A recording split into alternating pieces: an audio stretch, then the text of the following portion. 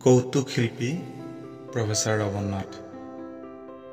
ৰাৱণ নামটো শুনিয়েই আপোনাৰ নিশ্চয় ৰামায়ণৰ অসুৰ ৰাৱণৰ কথাই মনলৈ আহিছে, কিন্তু তেনেকুৱা নহয়। এইজন আছিলে প্ৰফেচাৰ ৰাৱণ নাথ, যাক কৌতুক শিল্পী বা কৌতুক সম্ৰাট উপাধি দিয়া হৈছিলে। আহকচোন অসমৰ এজন বিখ্যাত কেৰিকেচাৰ শিল্পীৰ বিষয়ে অকণমান জানো। বৰপেটা জিলাৰ সৰভোগৰ চকাবাউসী গাঁৱত ইংৰাজী 1909 চনৰ 3 জানুৱাৰীত ৰাৱণ নাথদেৱে জন্মগ্ৰহণ কৰে। তেখেতৰ পিতৃ আছিলে ক্ষুদুৰাম নাথ আৰু মাতৃ আছিলে পুতুলেশ্বৰী। তেখেতৰ পিতৃ প্ৰদত্ত নাম আছিল বিনোদানন্দ নাথ, কিন্তু পৰৱৰ্তী সময়ত তেখেতে ৰাৱণ নাথ উপনামেৰেহে পৰিচিত হৈছিলে। 1918-1919 চনত তেখেতে শিক্ষা জীৱনৰ পাতনি মেলে ভেৰভেৰী নিম্ন প্ৰাথমিক বিদ্যালয়ৰ পৰা উত্তীৰ্ণ হৈ তেওঁ বৰনগৰ মধ্য ইংৰাজী বিদ্যালয়ৰ পৰা মাইনৰৰ ফাইনেল উত্তীৰ্ণ হয়। তাৰপিছত তেওঁ বৰপেটা চৰকাৰী উচ্চ মাধ্যমিক বিদ্যালয়ত 2 বছৰ অৰ্থাৎ 8ম শ্ৰেণীলৈ পঢ়ি ঘৰৰ আৰ্থিক দৈন্যতাৰ বাবে তাতেই শিক্ষা জীৱনৰ মুখানি মাৰে। শৈশৱৰ পৰাই গীত, নাট, অভিনয়ৰ চৰ্চা কৰি কৌতুক শিল্পী হিচাপে প্ৰতিষ্ঠিত হোৱা ৰাৱণ নাথে 1980 চনৰ 15 আগষ্টত অসম চৰকাৰৰ পৰা শিল্পী ভাত্তা লাভ কৰে। তেওঁ 1918 চনত গৌৰীপুৰলৈ দুৰ্গা পূজা চাবলৈ গৈছিল। তাত তেওঁ কলিকতাৰ বিখ্যাত অভিনেতা প্ৰফেচাৰ চিত্তৰঞ্জন গোস্বামীদেৱৰ দ্বাৰা পৰিৱেশিত কৌতুক অভিনয় দেখি অভিভূত হয়। গৌৰীপুৰৰ পৰা আহি তেওঁ লিলি বিস্কুটৰ টিন কাটি মাইক্ৰফোন জাতীয় যন্ত্ৰ সাজি নিজস্ব অনুশীলনেৰে গাঁৱে ভূঞে চহৰে নগৰে কৌতুকাভিনয় দেখুৱাই ৰাইজৰ দ্বাৰা প্ৰশংসিত হোৱাৰ লগতে ধন উপাৰ্জন কৰিবলৈও সক্ষম হয়। অসমৰ বিভিন্ন মঞ্চত কৌতুক গীত মাত অভিনয়েৰে শ্ৰোতা দৰ্শকৰ মন মোহিবলৈ তেওঁ সক্ষম হয়। গীত মাত বাণীবদ্ধৰ আশাৰে ইংৰাজী 1928 চনত তেওঁ হাতত মাত্ৰ 15 টকালৈ কলিকতা পায়গৈ। সেই সময়ত কলিকতাত থকা বৰনগৰৰ চিকিৎসা বিজ্ঞানৰ ছাত্ৰ তাৰিণী ৰয়ে তেওঁক লগ পাই কলিকতাত বাণীবদ্ধৰ কাম কৰা তেনেই দুৰুহ বুলি বুজাই বঢ়াই ঘৰলৈ উভতাই পঠিয়ায়। কিন্তু নাথদেৱে ইমানতে নিৰাশ নহৈ ইংৰাজী 1932 চনত পুনৰবাৰ অসীম আশা বুকুত বান্ধি কলিকতালৈ যাত্ৰা কৰে। কিন্তু বিধিৰ বিধান নাযায় খণ্ডন। কলিকতাৰ HMV কোম্পানীৰ সৈতে গীত মাত বাণীবদ্ধৰ পৰীক্ষা নিৰীক্ষাই অগ্ৰাধিকাৰ লাভ কৰাৰ পিছতো বসন্ত ৰোগে দেখা দিয়াত তেওঁ ঘৰলৈ উভতি আহিবলগীয়া হয়। সেই বৰ্ষতে তেওঁ সৰভোগৰ ৰামপুৰ গাঁৱৰ ৰথেশ্বৰী দেৱীৰ সৈতে যুগ্ম জীৱনৰ আৰম্ভণি কৰে। শেষত নিজৰ নেৰা নেপেৰা চেষ্টাৰ বলত তেওঁ ইংৰাজী 1936 চনৰ 29 এপ্ৰিলত কলিকতাৰ দমদমস্থিত His Master's Voice the gramophone কোম্পানীত জীৱনৰ প্ৰথমখন ৰেকৰ্ড বাণীবদ্ধ কৰিবলৈ সক্ষম হয়।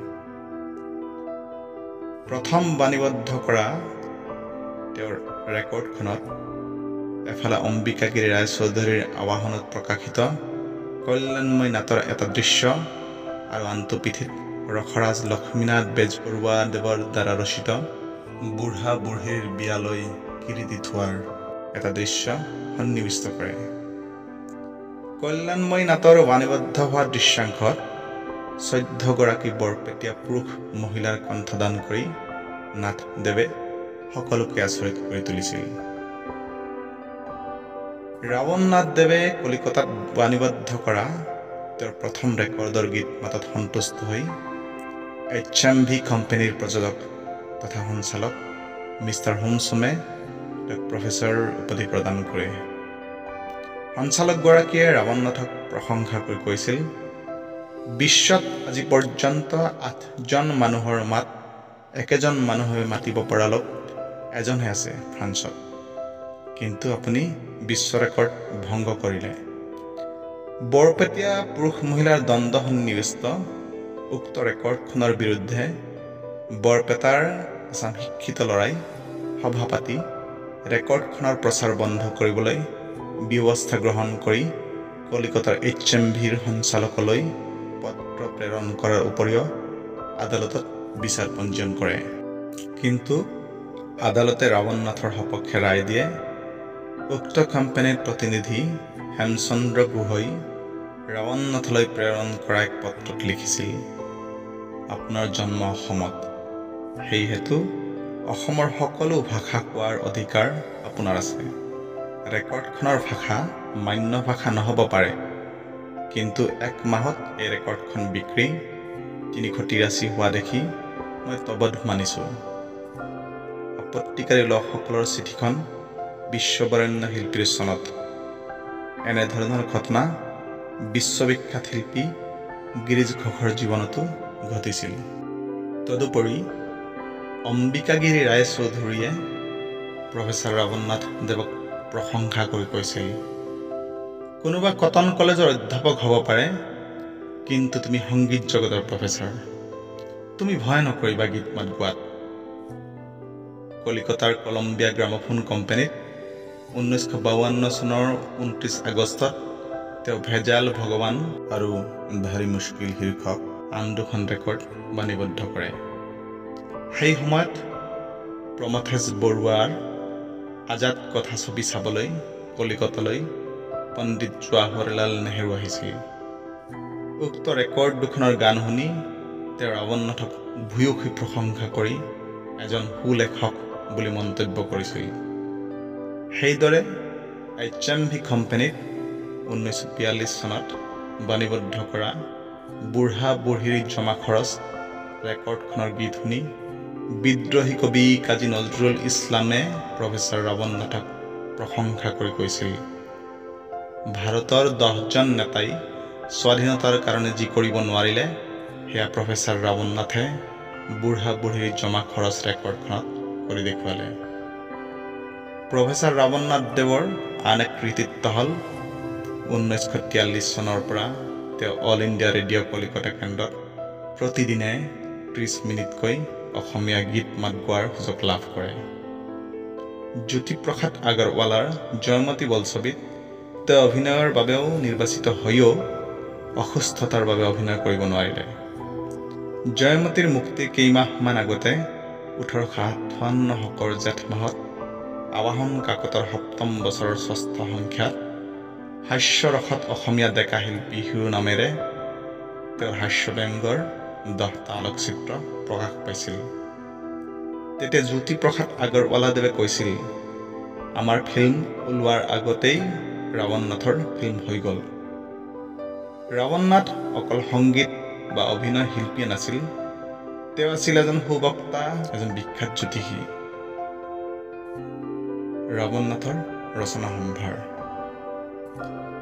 34খন স্বৰচিত ৰেকৰ্ডৰ ভিতৰত ৰাৱণ নাথদেৱৰ উল্লেখযোগ্য কেইখনমান হ'ল বোৱাৰীৰ বিপদ, স্বাধীন ভাৰতৰ পশুপক্ষী, যিখন পৰিচালনা কৰিছিলে কলাগুৰু বিষ্ণুপ্ৰসাদ ৰাভাদেৱে, কলিৰ কণ্ট্ৰল, প্ৰভু জগন্নাথ, বহু বিবাহ, বৰলাৰ বেটী, বকচিচ, মিষ্টাৰ উকাভূতৰ কলিকতা ভ্ৰমণ, স্বৰাজৰ ভাত, মাদকতা বৰ্জনৰ ৰংৰইচ ইত্যাদি। প্ৰফেচৰ ৰাৱণ নাথদেৱৰ ৰচিত নাটকৰ ভিতৰত কল্যাণী নাটকখন আছিল অপ্ৰকাশিত। চণ্ডী বৰুৱা আন এখন অপ্ৰকাশিত নাটক আছিল 42ৰ বৰনগৰ। নাথদেৱৰ কবিতা পুথি আছিলে গতি মোৰ অনন্ত কালসাগৰত। তেখেতৰ অন্যান্য ৰচনাৱলীৰ ভিতৰত গ্ৰাম্য গীতি, ভোজন গীত, কোৰাছ, খুহুতীয়া গীত, লোকগীত আদি। কৌতুক শিল্পী বা কেৰিকেচাৰ শিল্পী, নাট্যকাৰ, অভিনেতা, কবি, সুবক্তা তথা এজন বিখ্যাত জ্যোতিষী প্ৰফেচাৰ ৰাৱণনাথ দেৱে ইংৰাজী 1983 চনৰ 17 ছেপ্টেম্বৰত ইহ সংসাৰৰ পৰা বিদায় লয়। সংসাৰত তেখেতে এৰি যায় তেখেতৰ মৰমৰ পত্নী ৰথেশ্বৰী দেৱীৰ লগতে দুই জীয়ৰী প্ৰতিভা দেৱী আৰু বীণা দেৱীক, আৰু লগতে একমাত্ৰ পুত্ৰ কমল নাৰায়ণক। এই তথ্যখিনি তেখেতৰ নাতি সুকবি শ্ৰীযুত দিগ্বিজয়নাথৰ লিখনিৰ আধাৰত লোৱা হৈছে। আমি এই জগতে প্ৰফেচাৰ ৰাৱণনাথ দেৱলৈ আমাৰ সশ্ৰদ্ধ প্ৰণাম সেৱা তথা শ্ৰদ্ধা জ্ঞাপন কৰিলোঁ। অসমৰ কৌতুক জগত, সংগীত জগত, শিল্প জগত, লগতে অভিনয় জগতত প্ৰফেচাৰ ৰাৱণনাথ দেৱৰ নাম উন্নলি আখৰেৰে লিখা থাকক। চিৰযুগমীয়া হৈ ৰওক তেখেতৰ কীৰ্তিসমূহ, ৰচনাৱলী, সৃষ্টিসমূহ। এটি উজ্জ্বল ভটাতৰাৰ দৰেই তেখেত উজলি থাকক। ধন্যবাদ। কাইলৈ 17 ছেপ্টেম্বৰ এইজন ক্ষণজন্মা মহান শিল্পীৰ পুণ্যতিথি, আৰু আমাৰ নিউজ টাইম 3 ফালৰ পৰাও তেখেতলৈ আমি যাচিলোঁ শ্ৰদ্ধাঞ্জলি।